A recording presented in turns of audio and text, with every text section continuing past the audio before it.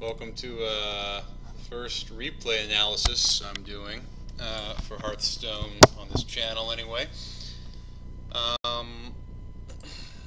Replay analysis is a little bit different from a regular type of stream, you might say.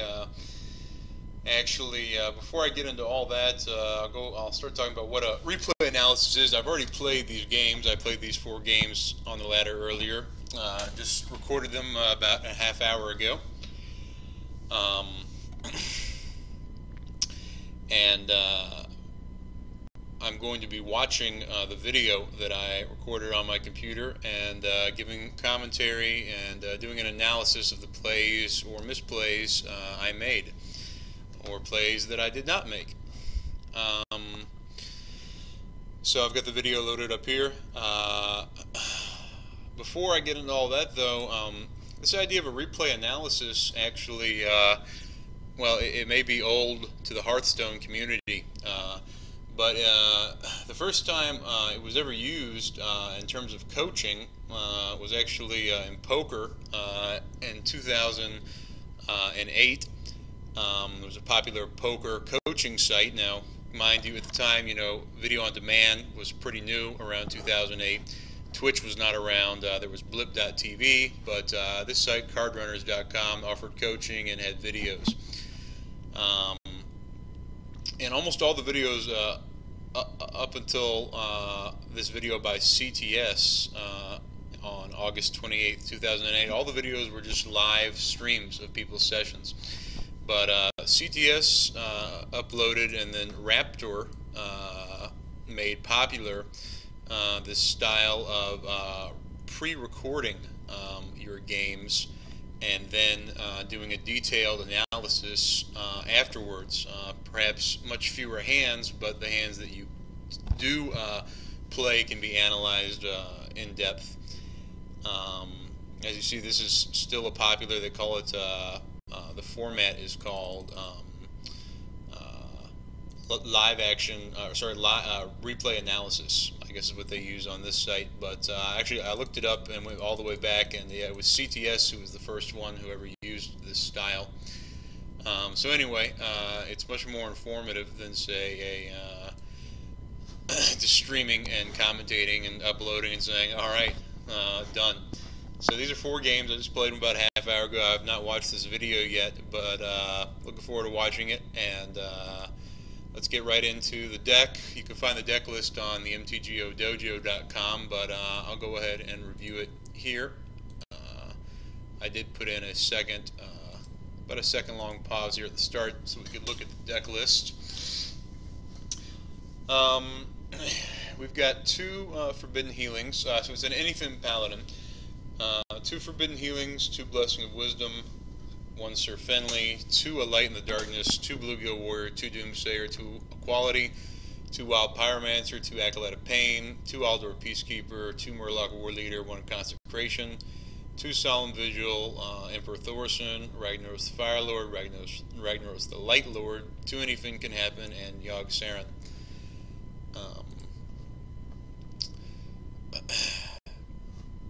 So let's go ahead and hit play on the video and jump right into the games. I believe the first one is against a Warlock.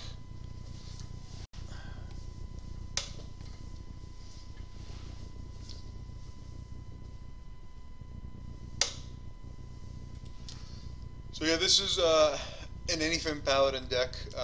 It's different from maybe most lists in that it's doesn't run the god Enzoth. Instead, I'm playing Yogg Saron, and because of that change, I play Ragnaros over Tyrion and Emperor Thorson over Sylvanas, and then Loot Hoarders became Acolyte of Pains, and I go into detail in an article on the MTGO Dojo about A Light in the Darkness and Blessing of Wisdom, and how great they are.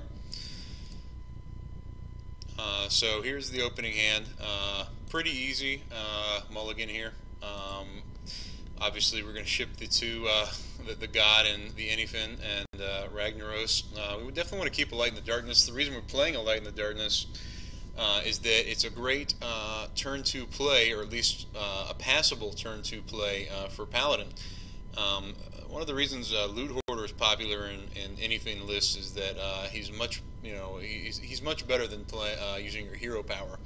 But at the end of the day, the difference between Loot Hoarder and just your hero power isn't really that great. Loot Hoarder cycles himself, so he could have been any other card, and you could have just hero powered. They do usually have to deal with the Hoarder, either with their hero power or get a good trade on him, but Light in the Darkness, yeah, it's a passable turn 2 play. Discovering a minion is actually a pretty great effect, and giving it +1/+1 as well makes this a passable turn 2 play. It's almost as if you, instead of summon a 1/1, you delay that 1/1 or +1/+1, 1 damage, however you want to view it, and get it later off whichever minion you take from a Light in the Darkness. So we keep that in our opening hand.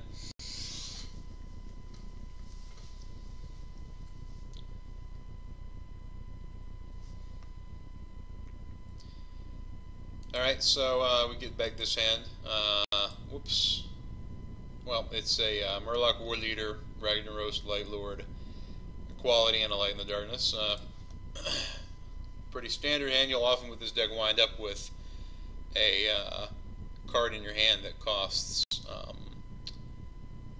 more than 6 or more mana. Since it does run 2 Anyfins, Yogg-Saron, Double Rags, and Emperor.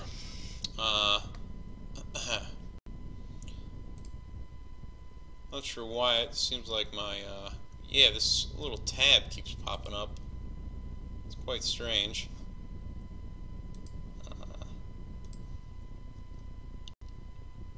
Yeah, it just keeps popping up there. I don't know why. Quite annoying. I guess it's detecting. I don't know. But anyway, so he starts with a. See, we've already gotten ahead of ourselves here. He started with a turn 1 Flame Imp, and we passed our turn 1.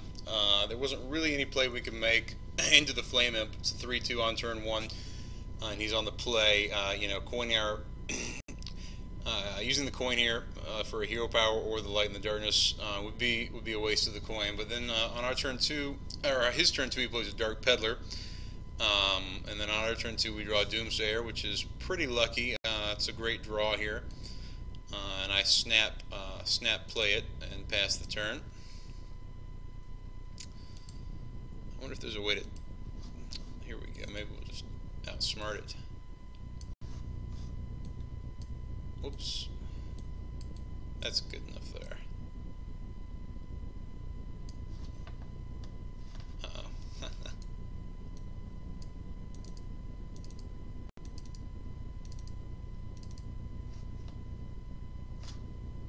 Well, stand by, boys. We got some technical issues here.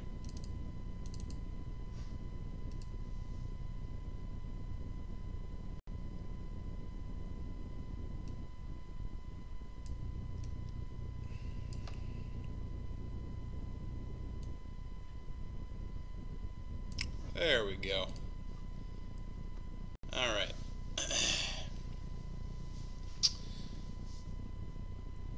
So, it's his turn 3. He's face down with a Doomsayer now. If he were to, he has many easy ways to deal with it. He can't just Defender Vargas it, but he does have Power Overwhelming, which would be a fine answer. Put it on the Flame Imp. Or just Abuse of Sergeant. Also Direwolf. So, we played it on turn 2, but it wasn't just like an amazing play. Against his board, it was our best play. But here, the thing is, see, we have a Pyromancer and a Quality in our hand. That turn we had drawn just Doomsayer and played it. But before I drew the Doomsayer, I was already thinking, well, am I going to coin my War Leader on turn 3? Or am I going to just like hero power, and on turn am I gonna on my turn 2? Boy, we just messed this up, missing that whole turn, because there was a lot of a thought process. But suffice it to say, I had the Wild Pyro along with coin and a Quality in my hand. So I was fine with him like sergeanting here or dire wolfing and committing to the board so that I could play the pyro the next turn, my turn 3, and coin the equality. He hero powers and smacks me for 5. So this is a great, obviously, result for me. You know, we Doomsayer his board, and I think I just snap play the War Leader here. Really no other play. It's just a perfect turn 3 play onto an empty board. We don't want to blow our coin, and we don't want to play the Peacekeeper until we can get some value out of his effect. His turn 4, he plays an Imp Gang and an Abusive, which he drew that turn. He certainly would have used it last turn, and you can see in his hand the cards are numbered 1, 2, 3, and the Sergeant was 4. He drew it on his turn 4. So unlucky for him. We draw a Pyromancer, and then we have to think here for a minute. I'll let the stream run about how exactly to do this, what our best play is. What immediately jumped out to me was let's put 3 damage onto this Imp Gang, and then Pyro and coin something, and it'll wipe out the Imp Gang, the 2-1, the 1-1 that was made when I attacked with the War Leader. It'll wipe his board and just leave him with a 1-1, and me with a 3-3 War Leader. But I realized I could do better than that, and the actual play will wind up leaving me with a 3-2 War Leader.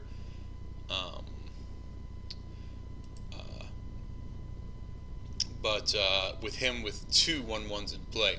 So yeah, I actually made an incorrect play here. I was thinking I would get fancy and Peacekeeper his Imp Gang, but really what I needed to do was attack the Imp Gang first. However, that would kill my War Leader. With I must have I must have seen that as well.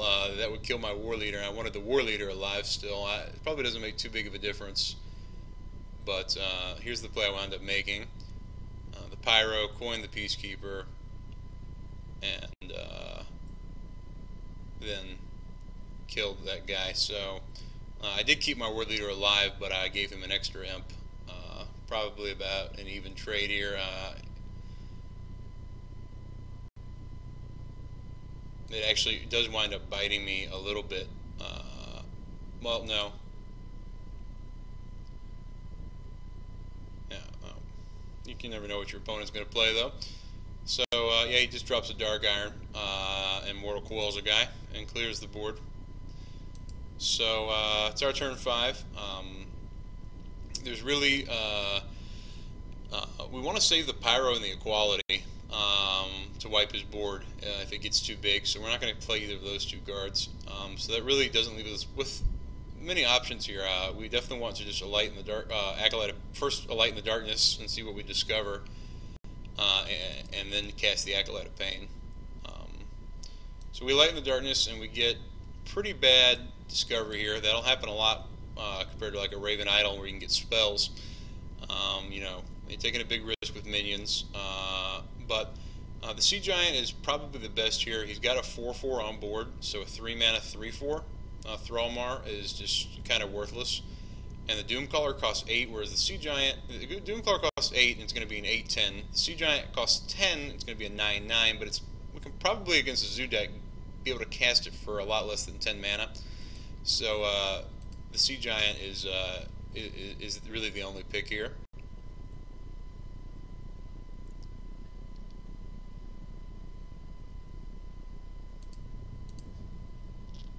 So the Sea Giant, just making sure that was working properly. Would hate to do this whole stream and fuck it up there.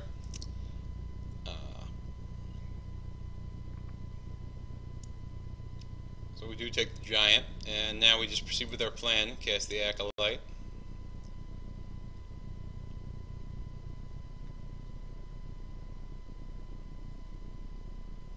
So here comes the Councilman. And it may seem like at this point to him that he's winning because he's got a high life total and he now has total dominance over the board. But that is the beauty of Anyfin Paladin, is the Pyro Equality trick to wipe their board at any given time. Now he makes a huge mistake here. and does not kill the Acolyte of Pain. I think he really was just thinking there's way too much value in 5 damage here, and fuck the Acolyte. But he should definitely kill the Acolyte. He should be very worried about Pyro equality. He wants to make that as least painful for himself as possible.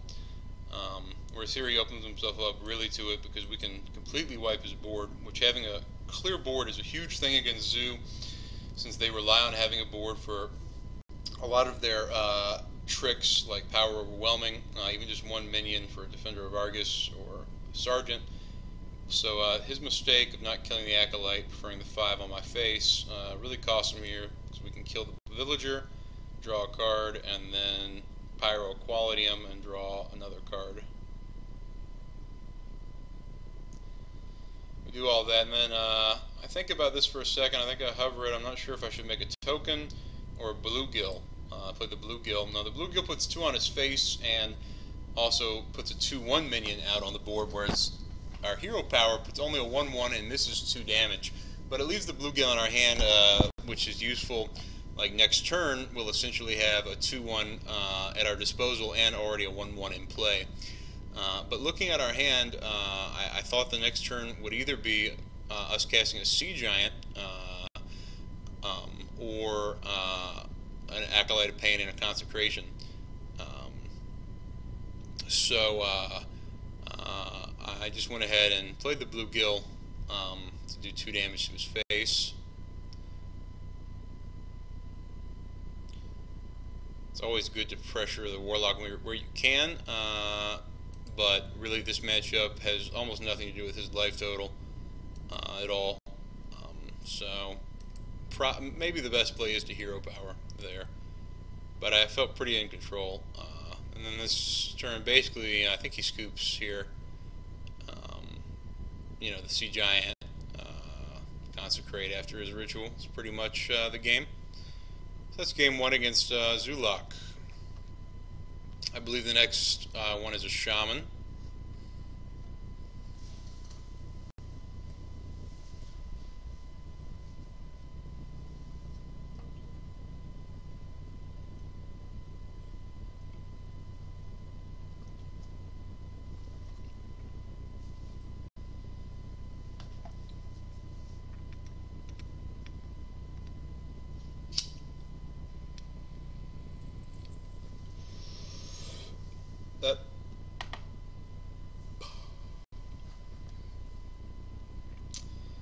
Alright, so our opening hand here, obviously we're going to ship the Rag. For the reasons mentioned before, we're going to keep the Light and the Darkness. And Sir Finley is pretty interesting in this deck. Quite good, actually. The Finley works really well on the play with Blessing of Wisdom. So turn 1, 1/3 on the play, so they're not really going to be able to kill it, and you're almost guaranteed then to be able to Blessing them on turn 2 and attack, which means you've cycled the Blessing successfully and you've put out a pretty big threat, which is what we call in Magic the Gathering an Ophidian. It's a 1/3, and every time it attacks you draw a card. Quite a good card that they have to deal with.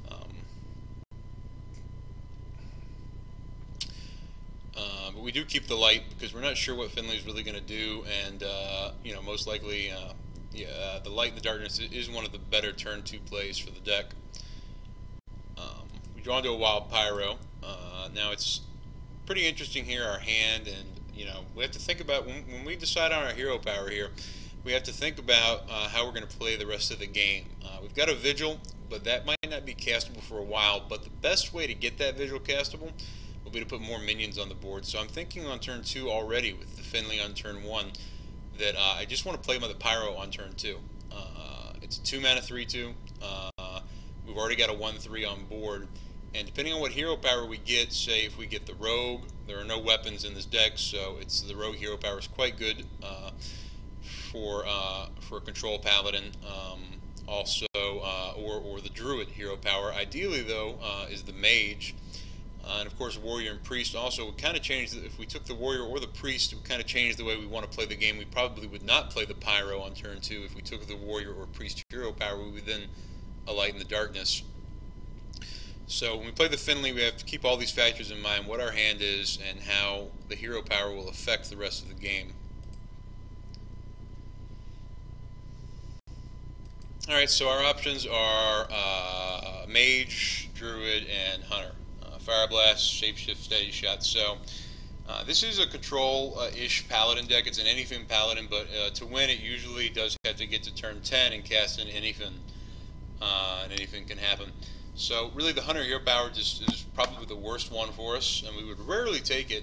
This is the type of hand you might consider it with, but these are just two great hero powers, the Mage and the Druid. The Mage one is just strictly superior, though, to the Druid, because the only time I'll be using the Druid here, my hero power at all, will be to ping something. So we would just rather do 1 damage to it than get an attack and an armor. Also, the Mage hero power works quite well in this Paladin deck because of cards like you see on the right here, Acolyte of Pain and Equality, where you can get a lot of value out of the Mage hero power with those spells. So he doesn't play anything, and we draw a second Pyromancer, which cements in my mind, given that we're thinking about playing a Pyro with a backup Pyro and no Equality in sight. We're definitely going to raw dog a Pyro here. We've got a Light in the Darkness in our hand, so we're able to trigger the Pyro if we want to. Now, of course, looking at our hand and the board, we're really wanting to play something here that we can get some value out of doing 1 to everything.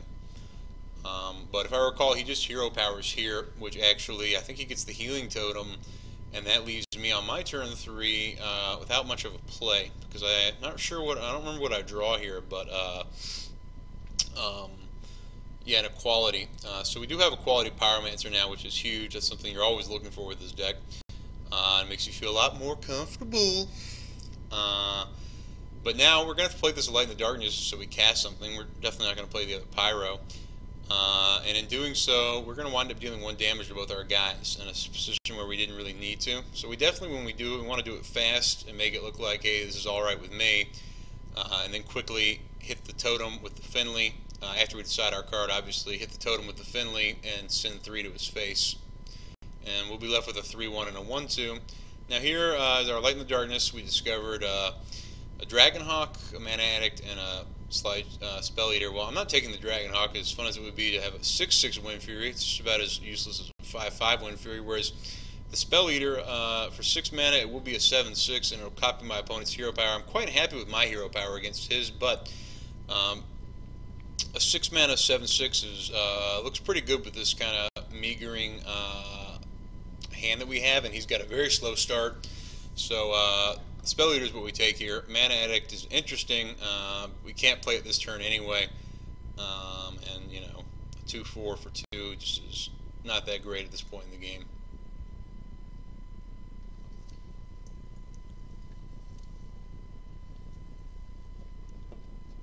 So at this point already, I'm thinking he's a mid-range Shaman with his slow start and reluctance to use the coin. However, the turn 1 Finley may have blocked some of his plays. He could have Ardent Squire and that kind of thing. The Finley may have blocked like an Ardent Squire or an Abusive Sergeant even. And then the Pyro on turn 2 could have blocked a lot of plays as well in that same vein, like even playing a Totem Golem is not something you really want to do into a Pyro.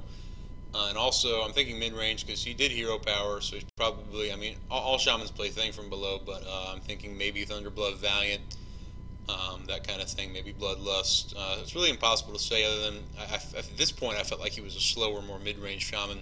If I recall, he does turn out to be an aggro Shaman, and I think that this turn 1 Finley and turn 2 Pyromancer blocked some of his plays. I believe he casts a Horse Rider here. And takes out the Pyro. And on our turn 4, we're confronted with a bit of a situation where we draw an Anyfin, so it's useless. And what we wind up doing is the 1-2 Finley doesn't have really any value at this point other than just to be a sacrifice. Because if we ping the 2-1 to save Finley, we can't cast our Solemn Vigil. But if we just trade in the Finley to the Horse Rider, we're on 4 mana, that'll make the Vigil cost 3, and we can essentially Arcane Intellect. So that's what we wind up doing here. It's really the only play that there is to make. And it's important to kind of refill our hand at this point in time because we're relying on the pyro quality to do a lot of work, but it's not going to do a lot of work if he isn't pressured and he can feel like he can just sit back and make totems and then eventually just overwhelm us and then drop his fat shit after we pyro quality. So we definitely we need to gas up our hand a little bit here. So we want to play the vigil this turn.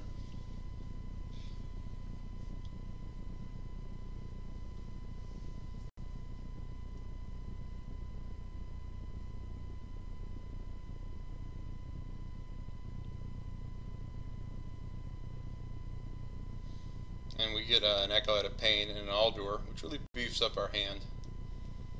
And it's a good thing that we did Vigil there, otherwise this next turn would have drawn an Acolyte of Pain. We wouldn't have even been to the Aldor yet, and we certainly would not have seen this Light in the Darkness yet. So this sets us up pretty nice for a great play. We know what we're going to do. We're going to Aldor Peacekeeper it, and that'll leave us 2 mana left over, which we'll definitely use to a Light in the Darkness. So we just cast the Light first. This makes him sweat a little bit, especially if it takes us a minute to decide. He'll be like, oh, he's maybe desperate, you know, did a quick light, but we know we're playing the Peacekeeper no matter what. Cairn is perfect here versus those other two. Obviously, it's the better card, and also next turn's turn 6. It's the perfect time to play a 5/6 Cairn. And we Peacekeeper the Faithless.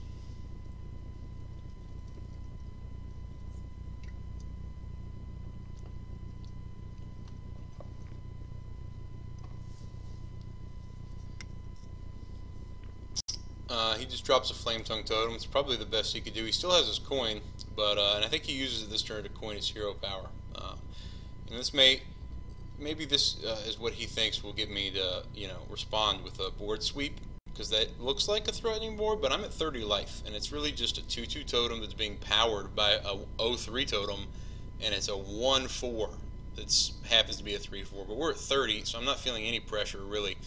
At any time we can equality pyro. So I quickly just drop Cairn here. Even if he hexes it, that's fine with me. I just want him to commit more to the board. And I'm pretty sure that's what he does this turn. I think he Feral Spirits and plays his thing from below. Yep. So that Cairn pressured him. He has to commit. And now we just easily play the Pyromancer and then the Equality, and are happy to be left over with a 4/5 Cairn. And then dump the Acolyte.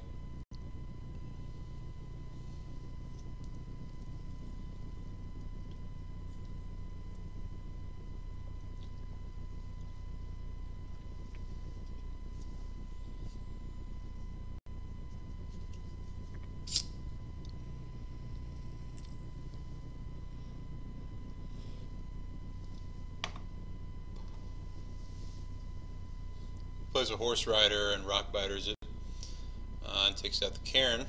But now he's down to just 4 cards. I'll go ahead and take my free card, and now it's just time to play the Spell Eater. He's a big body, and you know, the upgraded hero power is actually, you know, it's pretty nice at this point.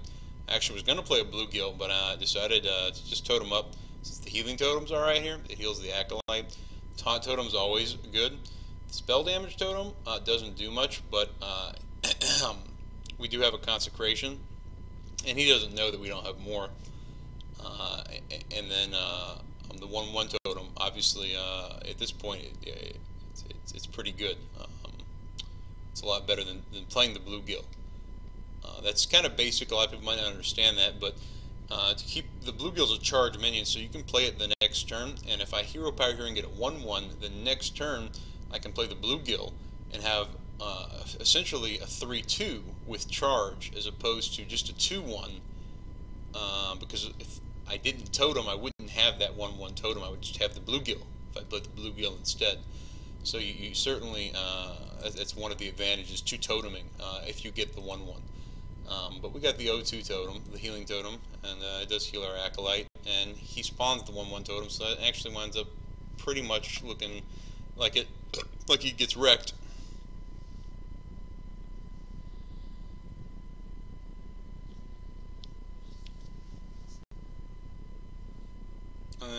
he's had all these cards in hand. He had Abusive Sergeant in his opening hand. He never got to cast it. I think he drew Ardent Squire on turn 1. And really just started turn 1 Finley, turn 2 Pyro, play. Just wrecked his hand. He couldn't play anything into it. He should have just played the Squire into the Finley and then abused it the next turn. Would have been absolutely a fine play. You're trading his 1-drop for my 1-drop. But yeah, the game's pretty much over at this point.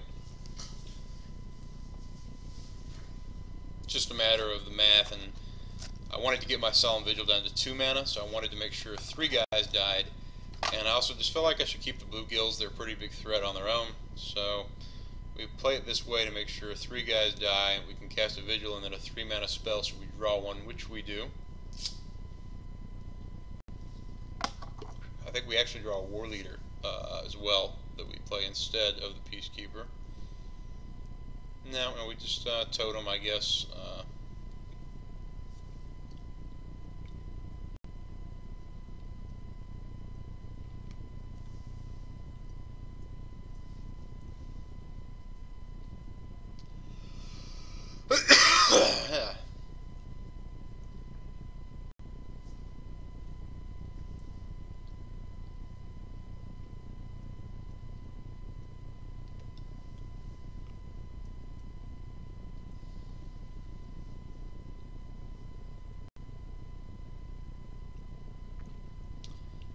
So he does his last plays here. He had a Lava Burst in his opening hand. He could never cast, and spits at us for about 12 damage. And we just drop Rag, and I think he scoops.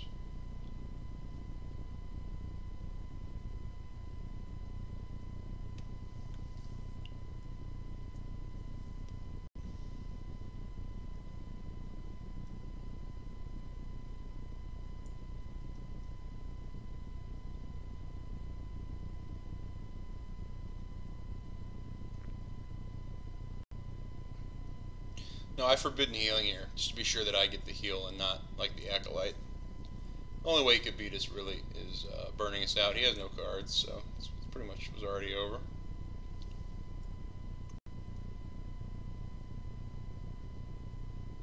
One nice thing about Light of the Darkness is it's like an alternate win conditioning. Having 2 of those in your deck, you never know what you might just beat your opponent with. You don't necessarily need to combo them. It's just a lot of value in the card. Very underrated card in my opinion.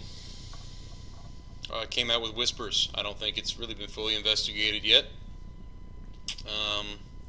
Yep. It actually just fills a perfect hole for Paladin where they can't really just hero power on turn 2, like say a Warlock can and get away with it, or a Shaman can and get away with it, or even a Warrior can get away with it. But much less so the case with Paladin. You know, Mage and Druid and Rogue can also get away with it if their opponent's playing minions that it's relevant to ping. But Paladin, their hero power just kind of is a limp dick. All right, so game 3 here, we open up with kind of a god draw. We're on the draw, but we have Sir Finley with Blessing, and on top of that, we have 2 2-drops that are both really phenomenal 2-drops. Bluegill Warriors, basically 2 mana, deal 2 damage. So imagine it like, say, a Dark Bomb. 2 mana, 2 damage. The Dark Bomb is 2 mana, 3 damage. Or imagine it like, say, a Wrath, but instead of 2 mana for 3 damage, it's 2 mana for 2 damage. You know, a fair card, nothing amazing, but it's quite good in the opener. It's got the flexibility of you can just play it, though usually in Paladin you'll be using your hero power. But it's a great card. And especially against Hunter, it's going to get value. And in this game it does. Already I'm looking at my opening hand and thinking, let's see what he does turn 1 and how this plays out. See if he's got a bat. If he doesn't have a... I mean, either way, I'm just going to play the Finley, for sure, no matter what he does. Not really that interested in the hero power here. You know, I'll just take... like I said, I'll never take the Hunter. And the hero power is not going to affect our hand as much because we're just definitely... There's nothing he can do about us next turn playing a Blessing on the Finley and coining a Bluegill to kill whatever 3-2 he plays. The best thing he can do next turn is play a 3-2. He's on the play, he doesn't have the coin. The best play he can really make is a huge Toad or a King's Zoolock. What would be great against our hand would actually be a Flame Juggler, since we can't kill that with our Bluegill. But then again, he can't kill the Finley with the Flame Juggler unless the juggle hits the Finley. So I take the armor up. I think this is actually pretty important here. At the time, I was like, well, maybe I should have taken the heal. I've come across this situation many times. The advantage, obviously, of the armor up is, well, if you're at full health, it does something. But against a hunter, are you ever going to be at full health? No. So then maybe you take the priest hero power. But wait, if you take the priest hero power, they aren't going to feel pressured to be hero powering you, because they're going to know you're at 30. But if you have the armor up, that pressures them to start hero powering you when they can. Otherwise, you'll armor up when you can and get ahead of 30, which really fucks them. So the armor up, it's much more of a threat than the restore 2 health, which the only benefit to that is that I could heal a minion. Fuck that. It's not going to happen often enough or be relevant when it is, when it does happen. Whereas the armor up, it's going to pressure him to start hero powering me immediately. Whereas if I had the priest hero power, he'd probably just try to curve his hand out and then start hero powering us. But the armor up is actively giving me armor plus. Also, that works with the forbidden healing. Later in the game, if you've got any bonus armor, that's just a great big plus when you put a big heal on yourself to heal yourself to full. Big forbidden healing. So I do take the armor up.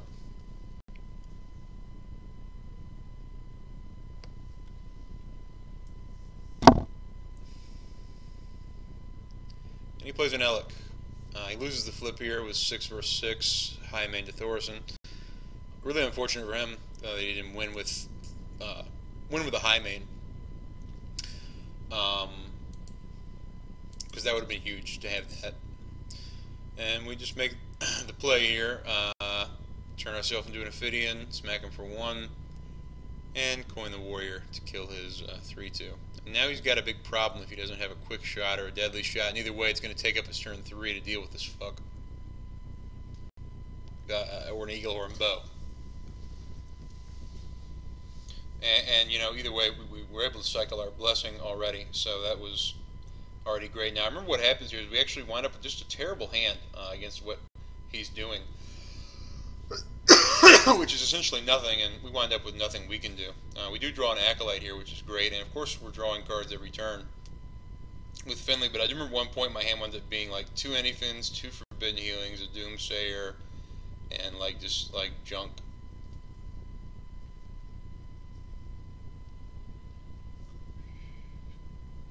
So there's a Rag, which is pretty much junk, and another Anyfin, which is junk. And then, so we just go ahead and discover. And Selfless Hero is actually pretty big here.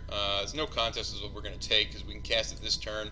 It's a 3/2, and which is just pretty good on this board. And its Death Rattle is certainly relevant right now since we have 2 minions out. You can't just ice one of our minions and then kill the hero.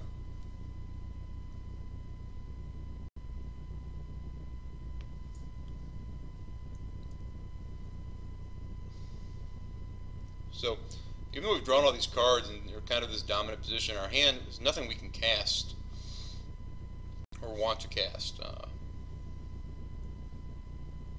And he just Houndmasters hits for 5. I think that's a mistake.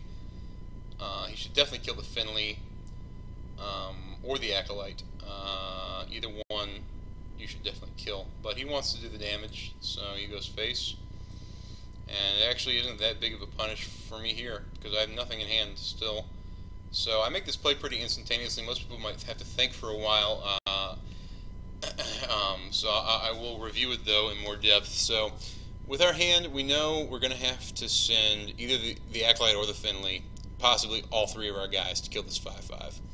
We just have nothing in our hand, nothing we can cast, any way to deal with this 5/5. So knowing that we're going to have to attack with at least the Acolyte, or the Finley to draw a card, I go ahead and make the mistake, the misplay, of sending the 3/2 in first. What I should have done, I should have just sacked the Acolyte and drawn a card to see what was on top, and then sent the 3/2 in and let it shield up Finley. I thought, well, if I shield the Finley or the Acolyte, either one's pretty good to shield. But actually, if I shield the Acolyte, then when I attack with the Acolyte, the shield will prevent the Acolyte from taking any damage, whereas Finley is still that threat that'll draw a card every turn. So I just want to go ahead and cash the Acolyte in here and draw a card, see what's on top, and then send in the hero so that for sure Finley gets the shield, because I think it's better that way. But then again, you know, we'll see how it plays out. It does shield the Acolyte. I see what happened, and I go, well, fuck, I guess let's kill Finley. Let's get that card on the top. Card on top is a bluegill. So we wind up with an Acolyte of Pain, which, you know, arguably, I mean, I think it's, would have rather had Finley, but I think it actually works out about the same. The Finley with the blessing on it.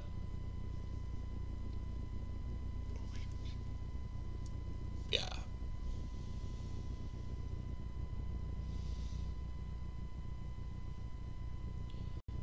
So we play the Doomsayer like, you know, obviously our board can get shit on pretty easily. But here's the thing, like, if these Acolytes both die without drawing any cards, and he just passes the turn here, like, our hand is pretty shitty. And actually, we probably just might lose if he just passed the turn here and let both the Acolytes die. And what he winds up doing is he kills, I think he abuses Sergeant's the Houndmaster and kills it with the Sergeant and the 1/1. And then he uses an Animal Companion and summons a Leok, so he missed some damage. The Leok would have made the Houndmaster into 7. He could have killed it and then sent 2 to my face. Sorry, 4 to my face. Instead, he only winds up sending 2 to my face because he had to use one of these guys. It dies, so it was pretty messy for him. But even so, I think if he just, but you know, I was forced to play this Doomsayer here. It was kind of a gambit. I was hoping it would save me 7 damage to the face and preserve my guys and some of my value, and then I could draw some cards. And also, if he just drops, like, say, a high main this turn, I'm just going to lose. So I have to play the Doomsayer. And, you know, I don't, we could dissect after the game exactly what his hand was and how he should have played it, but, yeah, I don't like the way that he chose to play it. And obviously it was riddled with a few misplays, which we're about to see.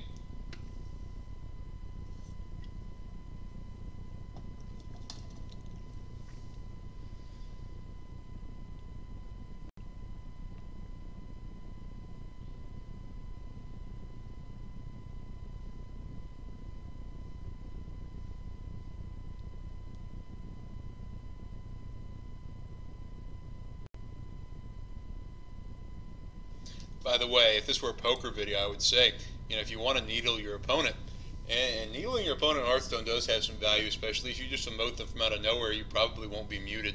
And a solid emote can put a lot of people on tilt. If I just done hello challenger, hello there, greetings, when after he summoned the Leok, since it was a clear misplay, that probably would have put him on tilt. Or maybe it would have, but anyway, that's what needling is, and effective use of the emote. So we just want to draw our cards here, see what we got. We can definitely, we could kill Leok for sure, no matter if we sent our 2 Acolytes and do it in the bluegill. But I'm just going to draw my 2 cards and kill these 1/1s and the abusive, and leave the Houndmaster and the Leok as my plan. But what happens is I actually draw a War Leader, which is perfect to take down the Leok, the 2/4, with the bluegill.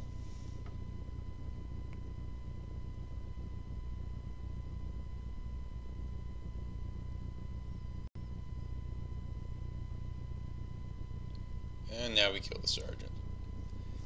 And he's pretty much fucked from here. We've drawn a lot of cards, and we have 2 healings in our hand. So the rest of this game plays out pretty naturally. We also get to Vigil this turn, which is sick.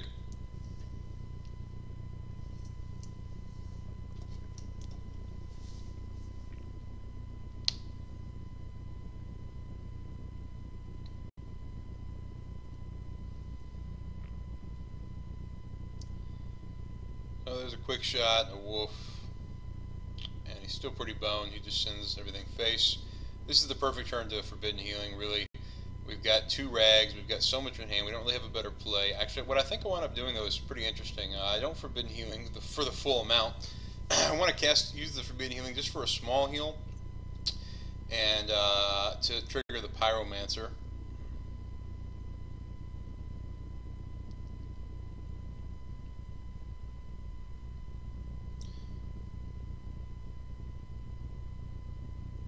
I wound up misplaying here, and I accidentally played my Doomsayer before my healing. I should play it afterwards. It doesn't wind up mattering, but it could have. And I acknowledge it. I say, oops. Yeah, like I said, I just played these matches not an hour ago now, so they're pretty fresh in my mind. And then I healing. Doomsayer gets pinged, but he loses most of his board, and this is the most powerful thing the deck can do, is it can play a Doomsayer and kind of block the opponent's turn. It's like a blocking bet. He can't really just like, I mean, if he had Call of the Wild, you know, obviously he would play that and kill the Doomsayer, but he can't just like drop a high main into this or fill up his board. He does try to go for a juggle. I don't know what he had in his hand that he was hoping to juggle away, but he has to just hit us. And now we've effectively blocked his turn, wiped his board of all but 2/1/1s, which opens us up for our perfect turn 8, which is a Ragnaros Lightlord.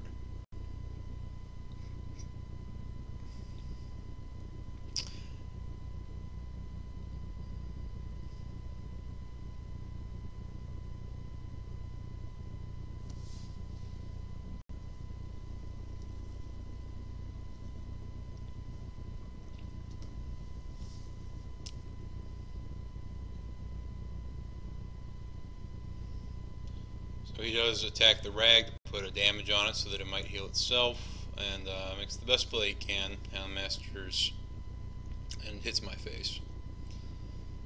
At this point, it's just a question of what's the most efficient way. I knew I wanted to cast the Peacekeeper, so I just went and played it without really calculating all the math of how I wanted to do the rest of the turn. I go ahead and Blessing the rag. And I think I decided just to heal up here to, for 10, to push this to 27, and if the rag does heal our face, it still gets a little bit of value for 3 damage, and if he heals himself, that's fine too.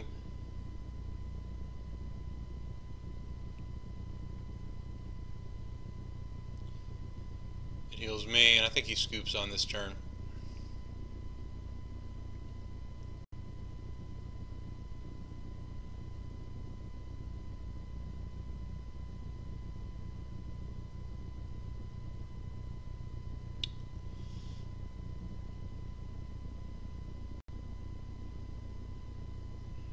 Well played.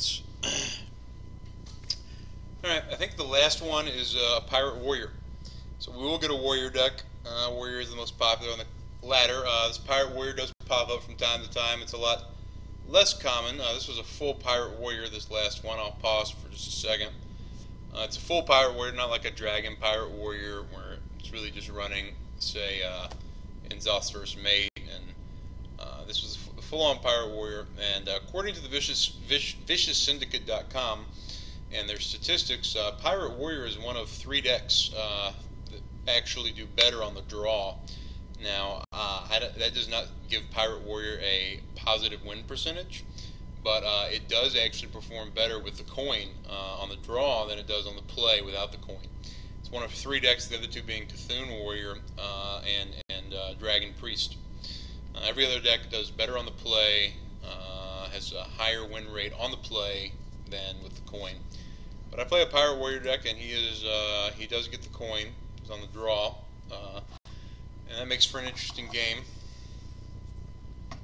They are a lot tougher to kill with that extra card, and they will just go to your face anyway, and they will have early tempo due to their weapons.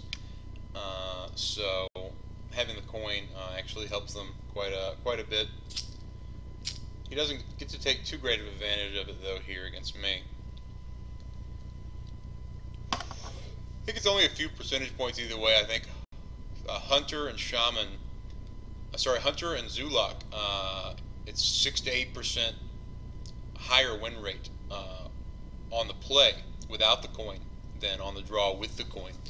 But Pirate Warrior Cthulhu Warrior and Dragon Priest are actually about 3% the other way.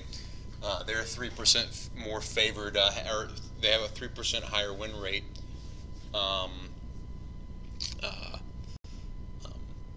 With the coin and on the draw. So we're playing first.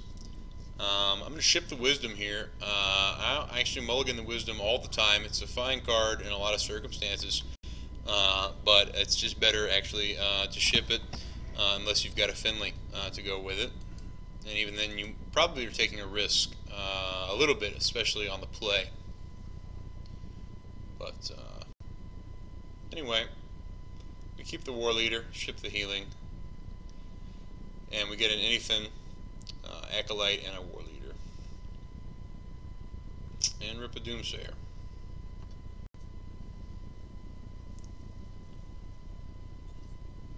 So he plays turn 1 Finley, and immediately, lets me know it's not a Cthulhu Warrior or a Control Warrior. And it's also not likely a Dragon Warrior. I'm thinking it's a Tempo Warrior or a Dragon Pirate or a Pirate type of Warrior. Possibly a Dragon Warrior, but definitely not any type of deck with Justic or True Heart, let's say. Now, that Finley actually represents a problem for our hand because our hand is a War Leader, and we cannot play our War Leader as long as the Finley's out because the War Leader will buff the Finley, actually will make the Finley bigger than the War Leader. The War Leader gives all Murlocs, their side and your side, +2/+1. It would make the Finley into a 3/4, and the War Leader is just a 3/3. So we cannot play the War Leader until Finley is dead, and really Finley is a tough son of a gun to kill for a 1-drop. But we have the perfect answer to him. It's a Doomsayer, and this winds up gumming him up quite a bit because he now cannot effectively use the coin to gain tempo. At best, he can just use it to maintain about even tempo. Really, unless he has like an Execute and an Alex Strauss's Champion, and even then, well, the Doomsayer has done his work for a 2-drop. It puts him in quite a pickle. Finley's going to die, and he can't really play anything, and that's going to let us just play a perfect turn 3, 3/3 War Leader. Makes this play here of a Heroic striking us. I don't think it's a terrible play, and he hits us for 5. Because that card will just sit in your hand as a Pirate Warrior until you're ready to kill him most of the time, and he decided, probably with whatever his hand was, that his best shot was going to be blowing me out with damage. And knowing that he made that play kind of changes the entire, it was already a dynamic where in the game he's going to be trying to murder me quickly, but when he just blows a card to deal 4 damage to my face, that sets up a whole different dynamic. He's down a card now. We're actually even on cards. He was up a card because he was on the draw, but now he's just blown a card for no value. So for the rest of the game, we're even on cards. And also for the rest of the game, I'll be up a mana still. So at some point, he will use his coin. But anyway, we're now even on cards. I have 4 in my hand, and I'm playing a War Leader. He has 4 in his hand. He's about to draw 1. But it lets us have a perfect turn 3 play of a 3/3 with a Bluegill in hand. And knowing that he's willing to blow a card to deal 4 to me, it sets up the dynamic where I need to put some pressure back onto him and be ready to kill him before he can kill me, because he's obviously not really going to be too concerned with my minions to just blow the Heroic Strike. And then he makes it even more abundantly clear just by attacking for 1 with his weapon to my face that, yeah, he's going face this game. And then I have a decision to make here on my turn. I think about it quite a bit. He does also, yeah, he uses his coin this turn to also get out a South Sea Deckhand, which goes face, which he could and he should. Even these Pirate Warrior decks, you want to do a little bit of trading early, especially when you can. And he does get kind of wrecked here by not. See, all this is 3 extra damage to the face, whereas he could just kill this War Leader and preserve the 2/3, the 1/1, and the 1/2 weapon and have the board. Because even at worst, I can just eat the 2/3 with my 3/3, and then he's got to use a weapon on the War Leader anyway, which he does. You wind up using the weapon on the War Leader anyway. and then he just kind of gets blown out here. I do decide to kill the 2 pirates. I was thinking my play would obviously be just to cast the Solemn Vigil for 2 mana, trade my 4/2 into the 2/1, 3/3 to the 2/3, leave his 1/1, but then next turn he can just send his weapon into my 3/3. I think about it here for quite a bit. I was mousing him over a couple different guys. I knew it didn't matter. All that mattered was whether I was going to kill the 1/1 for free or not, and I decided, yeah, I'm going to take out the 2 pirates in case he has a cultist in his hand, which I know he plays a cultist in, I think, 2 turns, so we'll see. I don't think it gets to buff his weapon. We'll see if card 0 or card 2 is a cultist, but I believe I do kill the 2 pirates here, which just leaves us with a stronger board. It's going to make him ping next turn. We're going to have 2 X1s, and then I just play the Pyro instead of the Vigil, because I can't play the Vigil now with taking out his pirates, since the Bluegill Warrior does not die.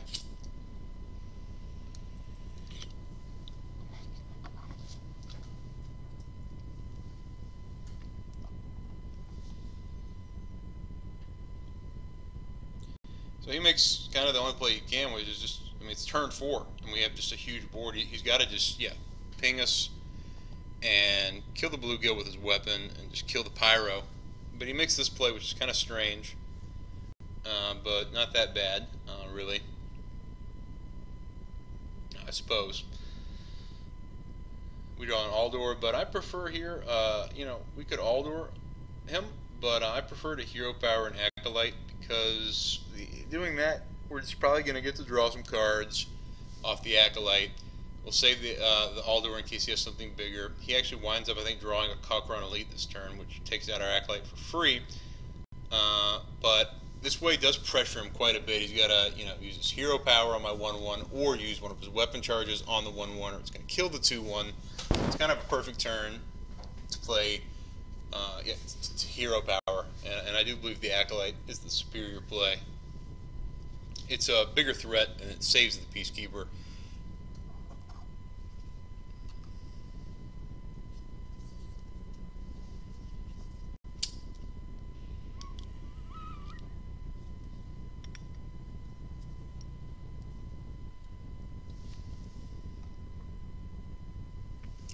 There's the Elite.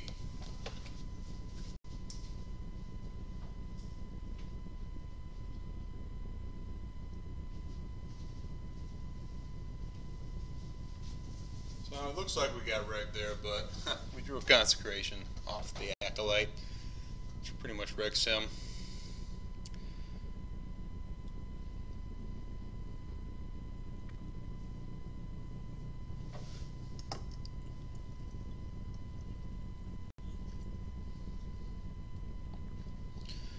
The game looks to be winding down and in my favor, but I do have an Anyfin in hand, which is pretty dead, and I need to cycle this Blessing. I've drawn a Quality, which just doesn't look like it's going to matter this game. We've got an Aldor that I don't really want to cast, so this is the turn we want to just Vigil. And if I had known the top card of my deck here was Forbidden Healing, spoiler alert, I would have saved the Quality Pyro. But at this point, it's like I said earlier, eventually I got to kill him or he's going to just kill me. I have no heals in my hand. There's no pressure on the board. He can just sit back, especially now that he's got the Mage Hero power, ping me, and his next turn play actually is an Arcanite Reaper, which threatens a whole lot of damage. And he does actually wind up upgrading it as well the following turn. So, you know, if I'd known the top card was Forbidden Healing, I would have just saved the Pyro, probably just hero powered. But anyway, I do play the Pyro. The top card is Forbidden Healing, and then we get stuck a little bit later with just this Equality in our hand, and both our Pyromancers gone and our Consecration gone, and he knows both our Pyros are gone. So there's the Reaper. He's had that in his hand like the whole game. We draw Forbidden Healing, which is still a great draw. Now we just got to figure out, well, what do we want to do next turn? How's this game going to play out? What's our game plan? And that's the key to deciding how to play this turn. So now we know we can heal up. Do we want to just play the War Leader and the Peacekeeper and get a bigger board? What does the heal mean for this matchup? He's only got 3 cards. He's been going face the entire game. Certainly will win if the game goes on long enough. So this is actually the perfect turn, even though we're going to lose the Pyromancer, to just heal up to 28. And surprisingly, that doesn't just win the game for us, because Pirate Warrior is a nasty motherfucker that can do a lot of damage with upgrade and the Pirate, the Bloodseal Cultist, that upgrades the weapon also. So we're now at 28. And he has a Bloodseal Raider, which he drew a few turns ago, and he was waiting to drop that and the Cultist, which had been in his hand for a very long time. And we're now at 21. He's got a big board, but here comes the Peacekeeper, and it's pretty obvious here to me. I want to play the Peacekeeper, obviously on the 7-3, then play the War Leader, because we do have an Anyfin, and we've drawn already this game a Blue Gilt and another War Leader. And then we just want to drop the Doomsayer to make sure that next turn we get Anyfin into as empty of a board as possible. And also, our board isn't that strong. It's a Peacekeeper. It's 2 3/3s, and he'll have a 1-3, a 3-4, and a 6-1 weapon. So he could just eat one of our 3/3s with his 3-4, eat another 3-3 with his weapon, ping us, hit us for 1, and he's still got the board. So we just want to play the Doomsayer, because really our board is not strong at all. His board is definitely better than ours.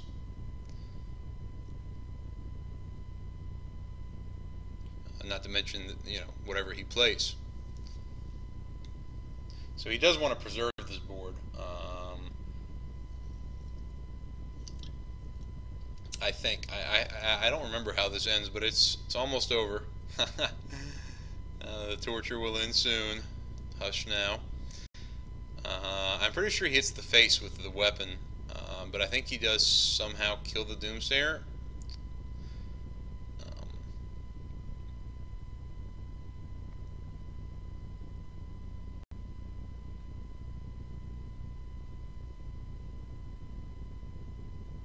I know he has a Mortal Strike in his hand, because, well, stay tuned.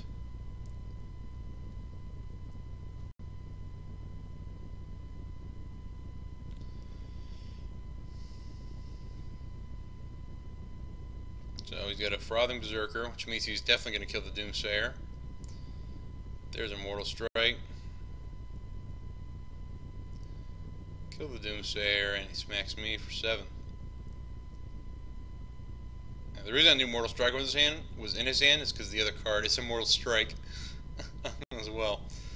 But anyway, we draw a Rag, which pretty much seals it. We just got to make sure the Rag heals us. Actually, but the best play, though, is always if you have an Anyfin and there's a certain number of Murlocs that are already dead. Here we've already got one dead War Leader and one dead Bluegill Warrior.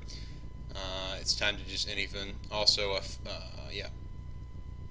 Also, he had a Finley this game that died, and it will resummon his Finley. For me.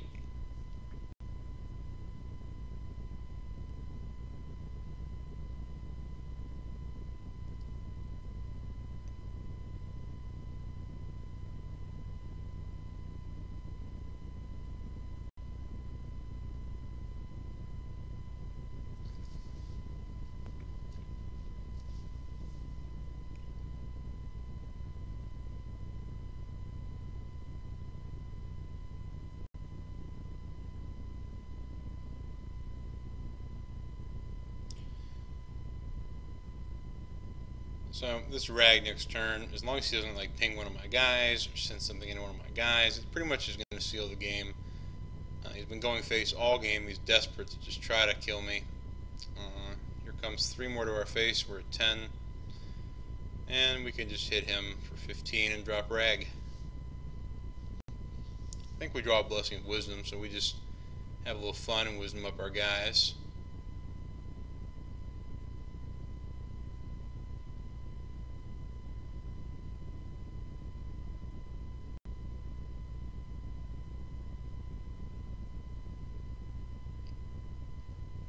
Alright, well, that's going to wrap up this video, boys. If you want to learn more about this deck, I'll be having an article that's coming out on the mtgodojo.com later this week. Until then, though, hope you enjoyed it. He Mortal Strikes himself, and that's the game. Alright, until then, later, don't.